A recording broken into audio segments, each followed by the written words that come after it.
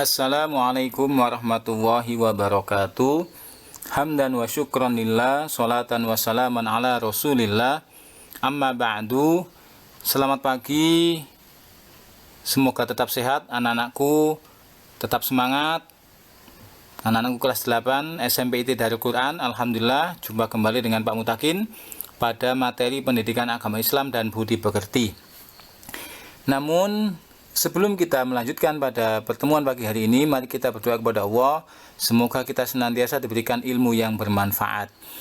Bismillahirrahmanirrahim. Raditu billahi rabba wa bil islami dina wa bi Muhammadin nabiyya wa rasula. Rabbi zidni ilma warzuqni fahma waj'alni min ibadika sholihin. Amin. Terima kasih anak-anakku. Selanjutnya mari kita, karena materi kita sudah selesai hingga bab 6, maka kita akan membahas tentang persiapan kita di dalam menghadapi penilaian akhir semester yang akan berlangsung minggu depan. Nah, oleh karena itu, anak-anak jangan lupa tetap belajar di rumah, tetap bersemangat ya. Ya, Pak Mutakin ingatkan juga untuk kalian senantiasa melakukan atau melaksanakan 3M, yakni memakai masker, kemudian menjaga jarak, dan juga rajin mencuci tangan dengan sabun dalam rangka memutus penyebaran mata rantai virus COVID-19. Oke anak-anak, langsung saja kita akan bahas tentang soal penilaian akhir sekolah, penilaian akhir semester 1. Yang pertama, meyakini dalam hati, mengucapkan dengan lisan, dan mengamalkan dalam kehidupan sehari-hari adalah arti dari atau pengertian dari. Kita tahu meyakini dalam hati itu bahasa Arabnya adalah al-yaqinu bil qalbi wa tasdiqu bil lisan wa amalu bil arkan. Ya, itu adalah pengertian iman dalam segi istilah. Dalam segi bahasa, iman berarti yakin atau percaya. Menurut istilah, pengertian iman adalah meyakini dalam hati, mengucapkan dengan lisan, dan mengamalkan dalam kehidupan sehari-hari. Yang kedua, dalam Al-Quran disebutkan ada 4 kitab yang diturunkan oleh 4 rasul kepada 4 rasul. Keempat rasul tersebut adalah, atau keempat kitab dan rasul tersebut adalah rasulnya ya, maaf. Yang pertama yaitu Nabi Musa, Nabi Dawud alaihissalam, dan juga Nabi Isa serta Nabi Muhammad sallallahu alaihi wasallam. Yang ketiga di antara 4 kitab Allah yang paling awal atau terdahulu adalah kitab. Kita ketahui yang paling pertama itu adalah kitab Taurat yang diturunkan kepada Nabi Musa pada abad ke-12 sebelum Masehi, berarti 1200 tahun sebelum Nabi Isa alaihissalam dilahirkan. Berarti yang pertama adalah kitab Taurat. Kitab Taurat yang diturunkan kepada Nabi Musa menggunakan bahasa ya. Jadi Taurat yang diturunkan Nabi Musa itu berbahasa Ibrani insyaallah ya. Berbahasa Ibrani, yaitu bahasa awalnya berbahasa Suryani ya, Suryani, bahasa orang Bani Israel zaman dahulu.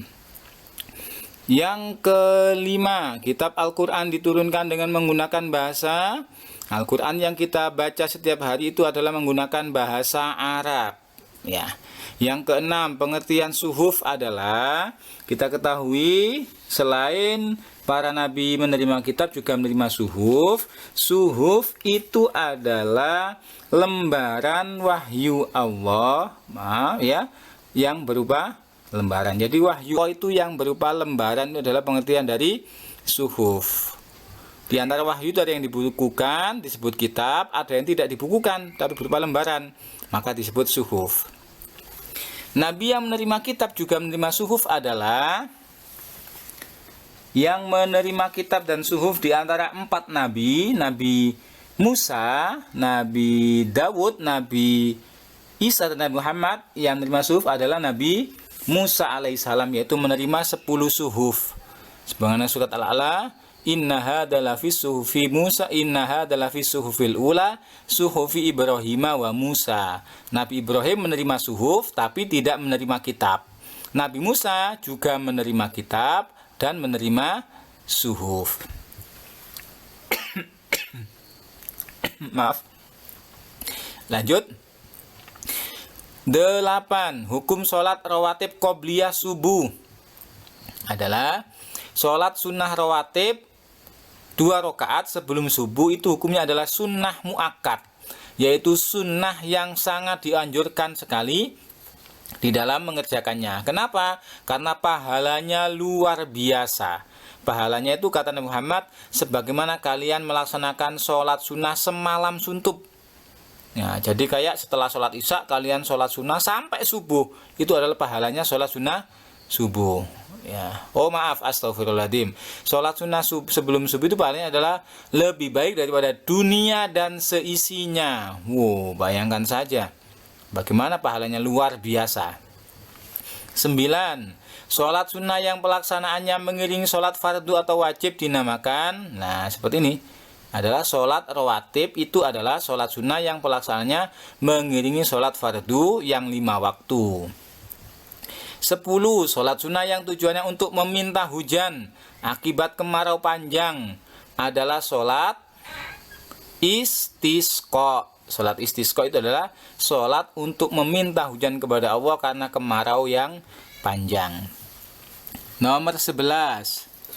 Pada waktu pelaksanaan sholat tasbih, jumlah seluruh bacaan tasbih adalah, sebagaimana kita ketahui, sholat tasbih itu adalah sholat sunnah yang dilakukan pada malam hari dengan cara setiap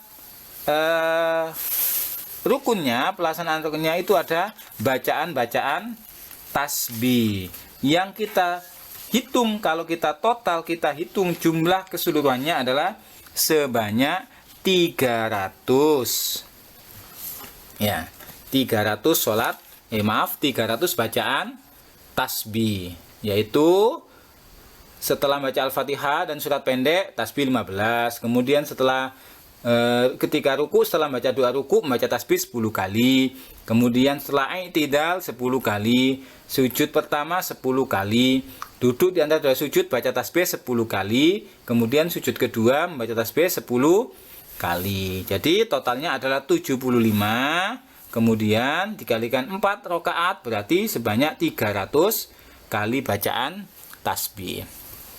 Yang ke-12, sholat memohon petunjuk agar mendapatkan solusi dari permasalahan yang sedang dihadapi adalah sholat apa?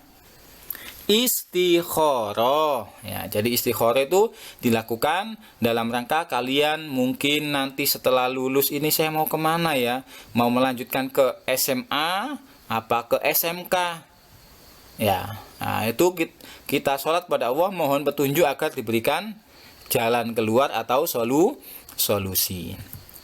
Yang ke-13, berikut adalah penyebab sujud sahwi kecuali. Nah, sebelum kita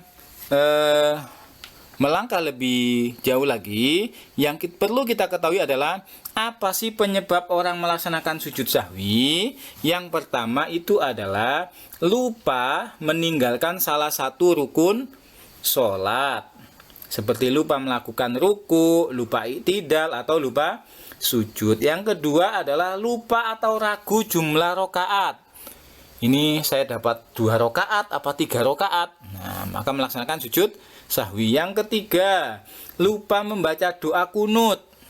Dengan catatan bagi yang terbiasa melakukan kunut subuh, maka ketika lupa disunahkan melakukan sujud sahwi. Kemudian lupa melakukan tasyahud awal, kayak sholat maghrib, sholat isya, sholat duhur, sholat asar. Pada rakaat kedua kok tidak tasyahud awal, langsung bangun.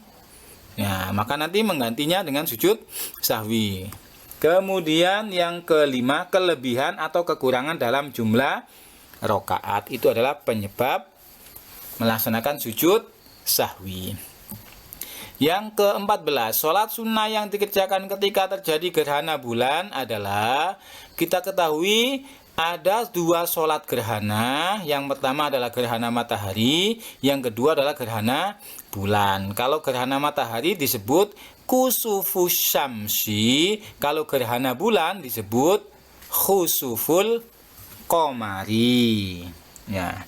Jadi kalau gerhana matahari itu kusufus syamsi, kalau gerhana bulan khusuful qamari. Sujud yang dilakukan seseorang ketika mendapat nikmat dari Allah dan terhindar dari musibah adalah apa, anak-anak? Tadi ada sujud sahwi, sekarang sujud sahwi karena lupa, sekarang sujud yang dilakukan karena mendapat nikmat disebut sujud syukur. Ya, jadi ketika kita mendapatkan nikmat atau terhindar dari musibah, maka melakukan sujud syukur. Yang nomor 16. Berikut adalah sebab-sebab sujud syukur. Kecuali, perlu kita ketahui lagi, apa sih orang melakukan sujud syukur karena apa? Nah, yang tadi, satu, mendapat nikmat dari Allah. Yang kedua, terhindar dari musibah. Yang ketiga, mungkin seseorang senantiasa atau selalu mendapatkan nikmat dari Allah Subhanahu wa ta'ala. Kita tidak pernah meminta kepada Allah, tapi Allah sudah memberikan banyak nikmat kepada kita. Maka kita perlu melakukan sujud syukur. Yang ke-17, subhana man la yanamu wa la yashu. Kalimat tersebut adalah bacaan ketika melakukan apa?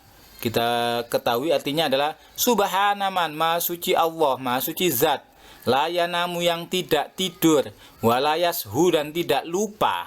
Nah, dari kalimat ini kita ketahui ya bahwa ini adalah bacaan ketika melakukan sujud sahwi.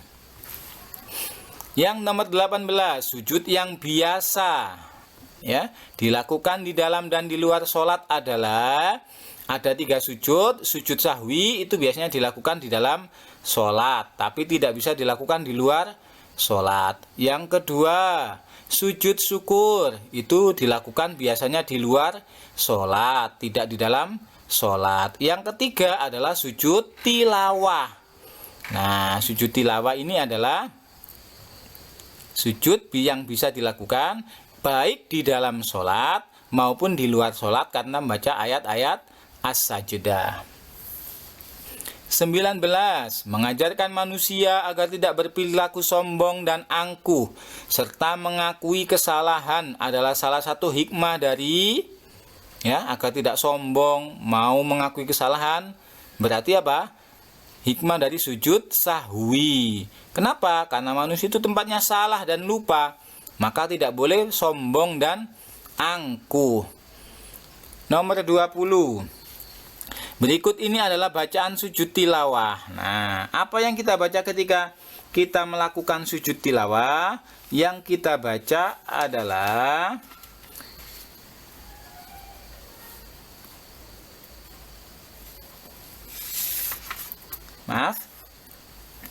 ketika kita melakukan sujud tilawah, maka yang kita baca adalah sajada lillahi, sajada wajhi lilladzi khalaqahu wa syaqqa sam'ahu wa basarahu bihaulihi wa quwwatihi fatabarakallahu ahsanul khaliqin. Ya, kalau bacaan ini tadi bacaan sujud sahwi, kalau sujud syukur kita membaca Rabbana atina fid dunya hasanah 10 kali dan sebagainya. Nah, kalau sujud tilawah adalah sajada wajhiya lilladzi khalaqahu wa syaqqa sam'ahu wa basarahu dan seterusnya. 21. Sekarang kita masuk pada bab puasa, yaitu bab yang keempat. Menahan diri dari yang membatalkan puasa, mulai terbit fajar sampai terbenam matahari, menurut syarat dan rukun tertentu. Pernyataan ini adalah merupakan dari apa? Pengertian puasa. Jadi pengertian puasa secara bahasa itu berarti as-shaum atau menahan, sedangkan menurut istilah yaitu menahan diri dari yang segala membatalkan puasa dari terbit fajar sampai terbenam matahari. Yang nomor 22, salah satu syarat puasa adalah mumayyiz atau tamyiz, yang berarti ada 4 syarat puasa. Yang pertama Islam, yaitu berarti selain orang Islam tidak sah. Yang kedua adalah mumayyiz, artinya apa? Mengetahui mana yang baik dan mana yang benar, bisa membedakan mana yang salah dan mana yang benar. Walaupun belum balik tapi sudah mengetahui, oh ini gak ilok. Nah, bahasa Jawanya seperti itu. Nomor 23, puasa yang telah dijanjikan karena menginginkan sesuatu dinamakan puasa. Ya, ada puasa itu orang melakukan karena saya nanti kalau tujuan saya tercapai saya akan berpuasa. Nah, itu disebut apa? Puasa nazar, karena ada janji yang harus ditepati. Nomor 24, inti dari ibadah puasa adalah, kita ketahui ibadah puasa itu secara bahasa tadi adalah pengertiannya menahan. Intinya adalah pengendalian diri agar menjadi manusia yang bertakwa, la'allakum tattaqun. Jadi intinya adalah pengendalian diri agar menjadi manusia yang bertakwa.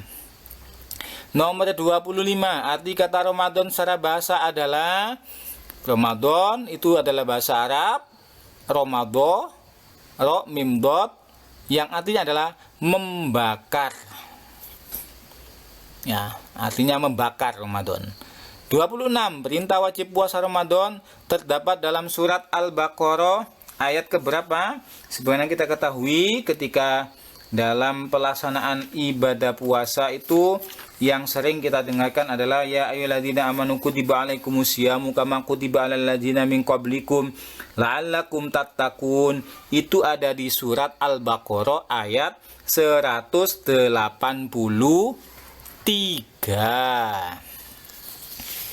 Yang nomor 27, suci dari haid dan nifas.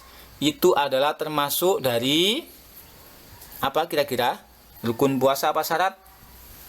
Ya, syarat berpuasa. Kalau rukunnya hanya niat berpuasa kemudian menahan diri dari yang membatalkan puasa. Kalau syarat puasanya adalah Islam yang tadi mumayyiz, kemudian suci dari haid dan nifas, dan tidak pada hari yang dilarang berpuasa. Nomor 28.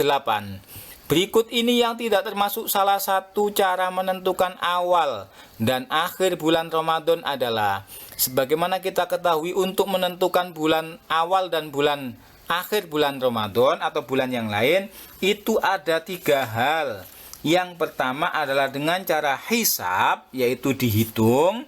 Kemudian yang kedua dengan cara ru'yatul hilal, artinya dengan melihat bulan secara langsung. Dan yang ketiga adalah dengan cara istikmal, yaitu menyempurnakan bilangan bulan menjadi 30 hari. 29. Orang tua yang sudah lemah tidak boleh berpuasa. Maaf, orang tua yang sudah lemah boleh tidak puasa, tetapi dia wajib membayar karena dia sudah tua dan renta. Maka ketika berpuasa dikhawatirkan tidak kuat lagi dan menggantinya pun tidak bisa, maka dia wajib membayar fidyah. Fidyah itu adalah sebagai pengganti puasa. Berapa kali dia puasa? Tidak puasa. Oh, 1 bulan penuh, berarti membayar fidyah sebanyak 30 hari atau 29 hari 1 bulan penuh. Kali 1 mud. 1 mud itu adalah ukuran sekitar 7 on. Ya, 7 ons makanan pokok atau beras. Yang 30 berikut adalah hikmah puasa. Kecuali perlu kita ketahui banyak hikmah di dalam melaksanakan puasa. Apa saja hikmahnya? hikmahnya adalah membentuk manusia yang bertakwa. Kemudian puasa bisa sebagai benteng atau perisai dari segala macam tipu daya setan. Kemudian membina kejujuran dan kedisiplinan, memelihara kesehatan, mengendalikan hawa nafsu dan sebagainya. Kemudian nomor 31, kita masuk ke bab yang kelima, yaitu pertumbuhan ilmu pengetahuan pada masa Bani Umayyah. Khalifah pertama Bani Umayyah adalah khalifah pertama sekaligus pendiri Bani Umayyah itu adalah Muawiyah bin Abi Sufyan bin Harb bin Umayyah. Dia adalah putra dari Umayyah. Makanya disebutkan dia mendirikan atau membentuk Bani Umayyah. Yang kedua, ini masa pemerintahan yang pertama itu berada di Damaskus atau di Syria. Nah, yang kedua, khalifah pertama Bani Umayyah ketika di Andalusia Spanyol itu adalah Abdurrahman Ad-Dakhil. Karena pada masa Muayyah sudah selesai, kemudian menjadi Bani Abbasiyah. Akhirnya Abdurrahman Dakhil itu penerus dari Bani Umayyah, meloloskan diri, kemudian masuk ke Andalusia Spanyol dan meneruskan Bani Umayyah di Andalusia. Nomor 33, kita masuk pada bab yang ke-6 tentang rendah hati, hemat dan sederhana.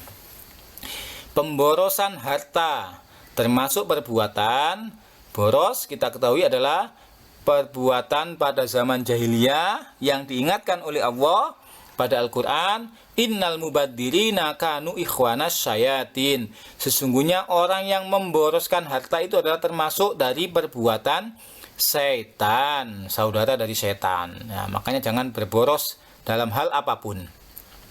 34. Perilaku tawadu akan menimbulkan sifat berikut kecuali.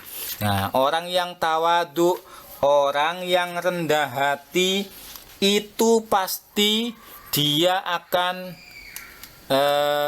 mempunyai beberapa sifat. Yang pertama yaitu dia tidak sombong. Kemudian yang kedua adalah senantiasa berucap salam kepada orang lain, menegur sapa, kemudian rela duduk di bagian belakang suatu majelis, tidak suka disebut kebaikannya, dan bersikap wajar serta sederhana di dalam berpakaian, di dalam kehidupan sehari-harinya. Contoh perilaku hemat keuangan.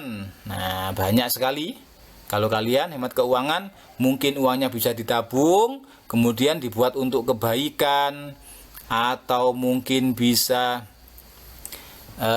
kalian menghemat listrik, menghemat air dalam hal-hal yang tidak penting. Ketika tidak dibutuhkan maka dihemat, dimatikan laptop, HP dan sebagainya.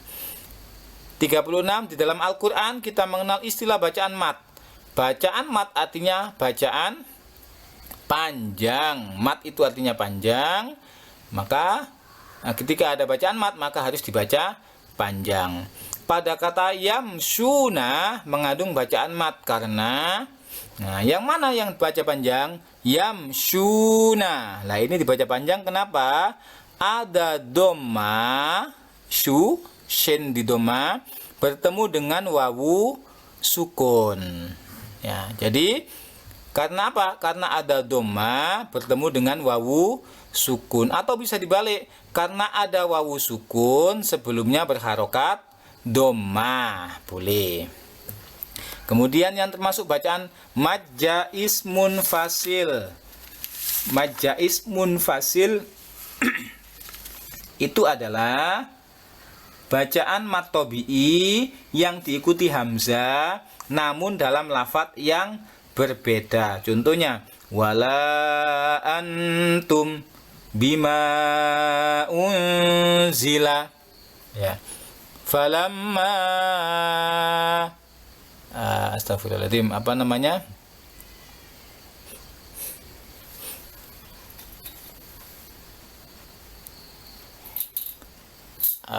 dalam dua kalimat, kalimat jaiz munfasil dua kalimat, kalimat wajib muttasil dalam satu kalimat. Sawaun itu mat wajib muttasil. Kemudian 39, berikut adalah manfaat dari orang yang rendah hati, kecuali karena orang rendah hati itu ya manfaatnya disenangi orang lain, kemudian karena dia tidak sombong maka pergaulannya banyak, kemudian dipercaya orang, ya, dan sebagainya. 40 yang terakhir, apabila orang yang rendah hati disapa oleh orang-orang bodoh dengan kata-kata yang menghina, maka apa jawabnya orang yang rendah hati? Wa idza khotabahumul jahiluna qalu salama, maka mereka mengucapkan salam, tidak membalas ucapan-ucapan mereka yang kotor, tapi mengucapkan salam. Nah, demikian anak-anak, semoga bisa bermanfaat bagi kalian di dalam menghadapi penilaian akhir semester 1. Pesan Pak Mutakin, tetap semangat belajar, jangan sampai bermalas-malasan. Semoga kalian meraih hasil yang terbaik. Amin ya rabbal alamin. Nanti soalnya akan Pak Mutakin kirimkan di GCR sebagai bahan belajar kalian. Terima kasih. Wawal muwafiq ila aqwamit thoriq. Wassalamualaikum warahmatullahi wabarakatuh.